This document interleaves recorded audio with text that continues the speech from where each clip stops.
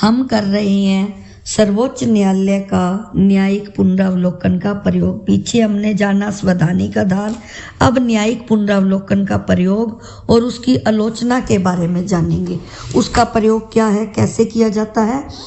1803 में मेडिसिन के विवाद में न्यायमूर्ति मार्शल द्वारा इसे प्रतिपादित किया गया। तब से इस सिद्धांत का प्रयोग करते हुए सर्वोच्च न्यायालय 18 कानूनों को अवैध घोषित कर चुका है। अब इसमें क्या है, सर्वोच्च न्यायालय से संबंधित अधिकारियों को आदेश नहीं दिया जा सकता। इस विषय में कहा गया है कि संविधान एक लेख पत्र है जो शक्तियों को निश्चित करता है। क्या पॉइंट दिए हैं, संविधान एक लेख पत्र है जो शक्तियों को निश्चित करता है। सेकंड है, संविधान देश का सर्वोच्च कानून है। संविधान देश का सर्वोच्च कानून है।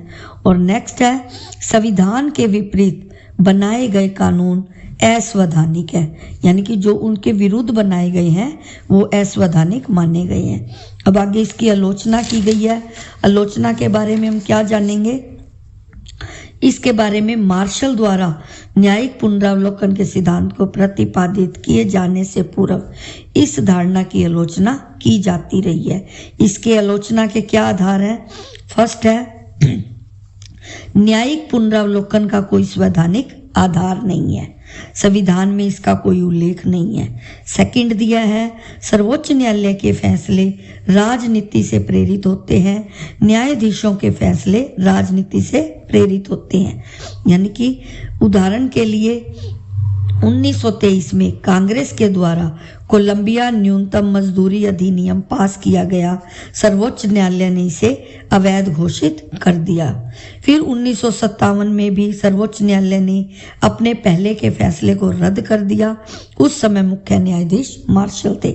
नेक्स्ट है, प्रकृति अथवा विकास में बाधक।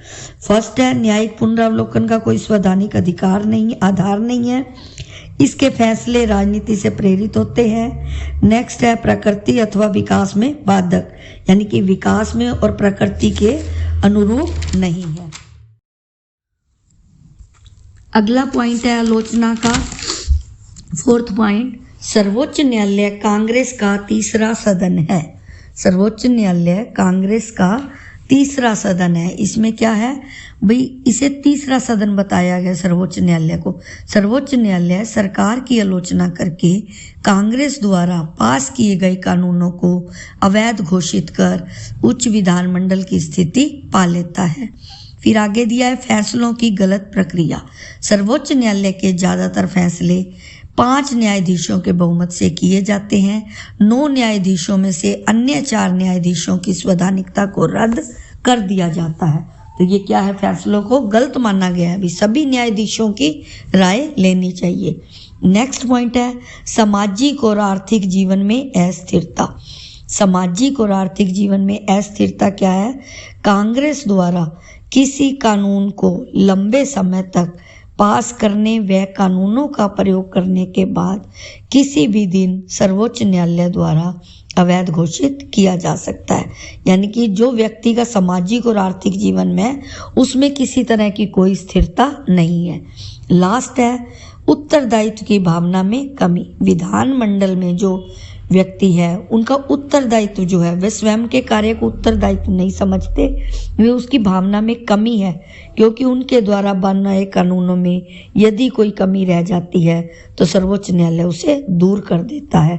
और इसी कारण विधानमंडल जिम्मेदारी अपने दायित्व से नहीं निभाते। जो विधानमंडल के व्यक्ति हैं वो किस लिए नहीं करते, क्योंकि सर्वोच्च न्यायालय उसे कार्य पूरा कर देगा, क्योंकि वो अपनी जिम्मेवारी नहीं समझते।